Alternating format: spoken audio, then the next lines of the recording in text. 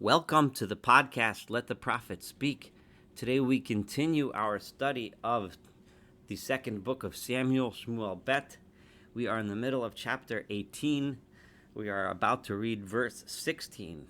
We left off in the last podcast with the killing of Avshalom by Yoav and his men. Now, the next obvious step is for the armies to return to David, inform him of the victory, but also, of course, inform him of the killing of Avshalom, which went against his explicit instructions, and we will see how this news is brought to him, and how David takes to this news.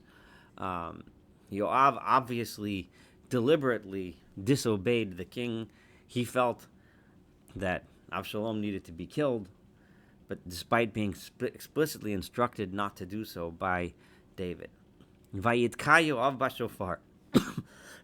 So Yoav blew on his shofar, which was the signal that the battle is over, the battle is won. Vayashav ha'am yirdof achrei Yisrael, and the army stopped in their pursuit of the armies of Israel, because Yoav held the people back.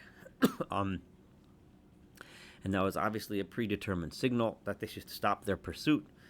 Yoav, of course, did not want to destroy the entire Israelite army. He'd rather make peace with everyone and bring everyone back under the wings of David's reestablished monarchy. Vayitchu et Avshalom, and they took Avshalom, the body of Avshalom, vayashlichu oto bayar el hapachat hagadol, and they threw him into the forest, into a big pit. Vayatzivu olav gal avonim gadol ma'od, and they put a large pile of rocks upon him. V'chol Yisrael nasu ish le'ohalav, and all the people of Israel ran back home to their houses and gave up the battle. V'Avshalom lokach, Avshalom himself had taken Vayatzav lo b'chayav et matzevet asher be'emek hamelach. He took for himself a pillar which is in the Emek HaMelech, the Valley of the King. Presumably, this is a place where kings. The Valley of the King, a valley which belonged to the king. V'ki Amar ein li bein. Avshalom said, "I do not have a son." We recall earlier that he had daughters, but he had no son.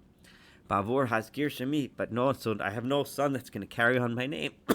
So in order that my name should be remembered, Vayikral Matzevet al Shemo, he called this big pillar of stone, he called this pillar by his name, Vayikarei lo Yad Avshalom Adiyom Hazeh, and he called this Avshalom's monument until this day, and Avshalom wanted this to be a memory to him because he had no son, he only had daughters.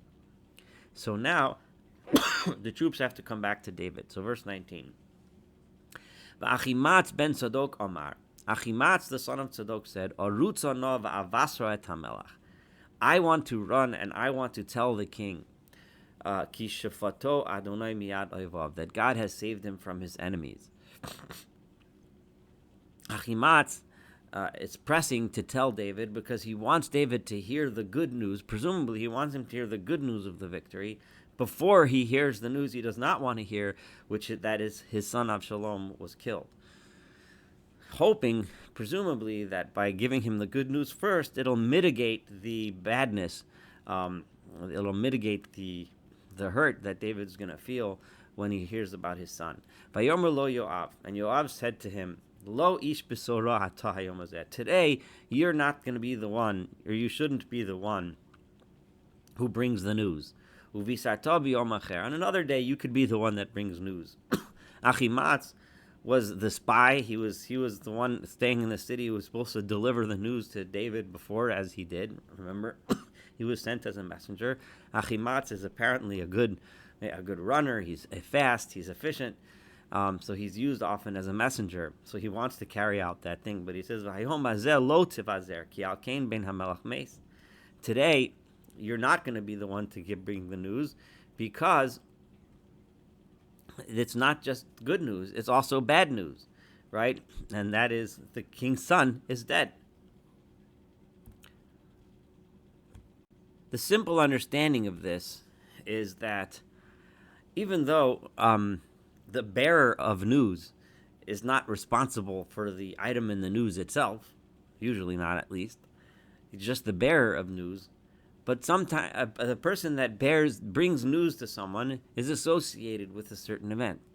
So Achima'atz wanted to bring the good news because he wanted to be the one everyone likes to go and bring good news. Everyone wants to call all their friends and tell them when something happens, but nobody wants to call someone to tell them when something really bad, to give some bad news. So Yoav tells him, don't do that, right? You're in a high position. You're a person, you want to maintain the position that you're in. Remember, he's the son of one of the leaders of the Kohanim and so on. So of Tzadok. So Vayomer Yoav Lakushi, Yoav said to a Cushite, an Ethiopian, an African soldier who was fighting in David's army. So we see David was drawing soldiers and supporters from all around. We saw it from the Philistines, and now he was drawing them from as far away as Cush, which is a land in Africa. He told to the Cushite, he said to him, because he was just a soldier, he wasn't, he let him be the one that brings the news. You go tell the king what you saw. And it's interesting to note, he said, go ahead, and just tell the king what you saw. Describe what you saw. He didn't say tell him the news. Vayishtachu Kushi liYoav vayarotz. And the Kushi bowed to Yoav, Yoav being the leading general. He bowed to him, and now he has a mission, so he runs to bring the news. Vayosef od Achima'atz ben Tzadok vayomer haYoav. Achima'atz ben Tzadok pushed the issue, and he said to Yoav, Vihi ma arutza nagam ani acharei Kushi. What would be the big deal if I would also run, and after you sent the Cushite, I'll run chase after him. I'll run too. Vayomer Yoav lama zeh torotz b'ni. What is this? Why do you want to run so bad? Why do you want to be the bearer of this news? You have no news that's new, right? By the time you say it, he'll already have heard the news from the Cushi. There's nothing new for you to say. Just let up the matter. So let it be. I'm going to run anyway, was what he answered. Vayomer lo, he said, fine, rutz. Go ahead. You're going to do it anyway. Just go. Vayaretz Achima'atz derech hakikar. He ran on the flat land. Vayavor Takushi. He apparently knew a route that was easier to run, so he was able to pass the Cushite. So he made it to David first. David Yoshev ben Shnei HaSha'arim. David was sitting between the two gates, between the outer and inner gates, and he was looking to see, someone who's coming back with news. Vayelech hatzofeh el gag hashar el hachoma. And the watchman who was standing on top of the wall went to the al-gagashar to the wall. Vayisah et einav vayar, and he lifted his eyes and he saw v'hine ish ratz levado, and there was a man who was running alone. So vayikro hatzofeh vayaged lamelech, and the watchman on top of the wall told the king, "There's a guy running." Vayomer hamelech im levado b'sorah b'fiv. Right? If he's coming alone, it must be good news, right? He has news to say, right? He's a messenger, right? In other words, if it's all the armies running back, that would be a retreat. That would be a mess. That would look bad. One guy coming back he probably has something good to say. Vayelech haloch v'karev, and he was coming closer and closer. Vayar hatzofeh ish acheratz, and then he saw another guy running. Vayikra hatzofeh el hashoer, he called to the shoer. Vayomer hine ish ratz levado. There's another one running alone. Vayomer melech gam zeh mevaser. He also must be coming with some news. Vayomer hatzofeh ani ro'eh et merutzas harishon ki merutzas Achima'atz ben Tzadok. As they approached closer, the watchman was able to see that it was Achima'atz running ahead first. Vayomer hamelech ish tov zeh. He's a good guy. Ve'el besorah tova yavo. Clearly, he wants to bring me good news. One gets the sense that one of the reasons why Achima'atz was so intent on bringing the news, that there must have been some understanding between David and Achima'atz that if there's good news, Achima'atz was going to bring it to him. Remember, Achima'atz had this role before, to be the one who brings news.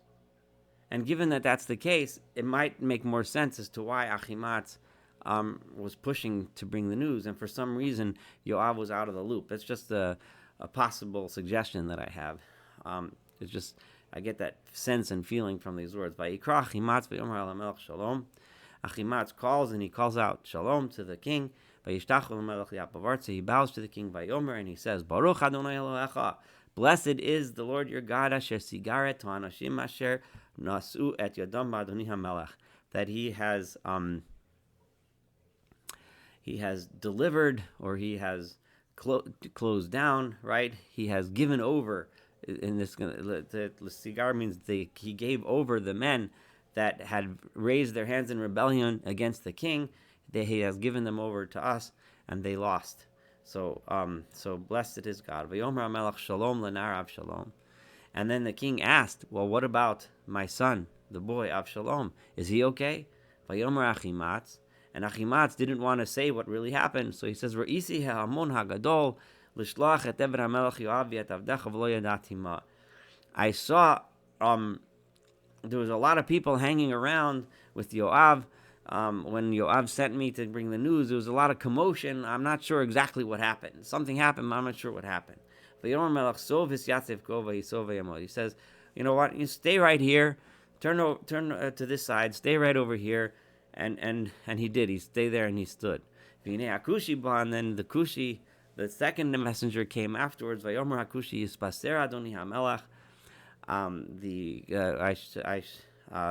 news should be brought to the king, my master, the king. God has judged for you today from the hands of all of those who have stood against you. So now the king asked the Cushi, Hashalom l'nar Avshalom. What about, how is my son Avshalom doing? And the Cushi said, Yiyu chanar oivei Adoni hamelech. May the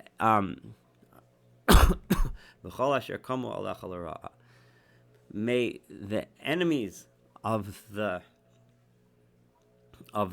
my master the king have the same fate that the boy had, and so should happen to everyone that stands up against you. In other words, he died, and so should happen to everyone that rebels against you. So he thereby gave him the news, without directly saying it. He made it clear that Avshalom was no longer alive. How David is going to react to this news is going to be the subject of the next chapter 19. Thank you for studying chapter 18 together. Looking forward to studying the rest of the book of Shmuel together. And thank you, and have a wonderful day.